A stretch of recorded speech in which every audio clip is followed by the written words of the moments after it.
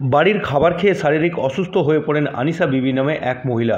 রবিবার সকালে তাকে বহরমপুরের মুর্শিদাবাদ মেডিকেল কলেজ হাসপাতালে ভর্তি করানো হলে মারা যান ওই মহিলা। রবিবার সকালে ওই ঘটনার 4 ঘন্টা পর হাসপাতাল কর্তৃপক্ষ যখন মৃতদেহ হাসপাতাল থেকে ময়নাতদন্তের জন্য মর্গে পাঠানোর চেষ্টা করে, তখন পরিবারের লোকজন বাধা দেন।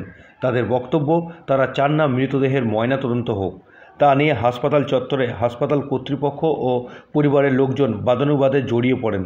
হাসপাতাল ক্যাম্পের পুলিশ এসে বুঝিয়ে পরিস্থিতি শান্ত করার চেষ্টা করেন, কিন্তু পরিবারের লোকজন তাদের সিদ্ধান্তে অনড় থাকেন। সেই সঙ্গে হাসপাতালে অন্য রোগীর বাড়ির আত্মীয় পরিজনেরা মৃতের পরিবারের লোকজনের পাশে দাঁড়িয়ে পুলিশের বিপক্ষে কথা বলে উত্তেজনা ছড়ানোর চেষ্টা করেন।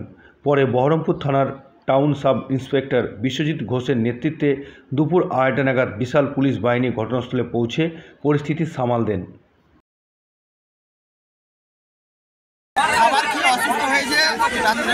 সকালবেলা মারা গেছে। মারা যাওয়ার পরে দেখেন আমরা বলছে আমরা কাটতে দেবো না, তা এখন এরা বলছে না করতে হবে, মানে পোস্টমর্টম করতে চাইছে ওরা। করতে দেবো না, তো আমার তো কোনো রিপোর্ট নাই, আমরা থানায় কোনো কিছু জানাইনি, কোনো কিছু জানাইনি, কেন? কবে ভর্তি করেছিলেন? কালকে। কালকে? জি। কখন মারা গেছে? সকালে। সকালে। নাম কি ওনার? হ্যাঁ, বাড়ি কোথায়? বাড়ি নবগ্রাম, বাজার থানা হচ্ছে সত্যি। আপনারা চাইছেন কোনো পোস্টমর্টম হবে না?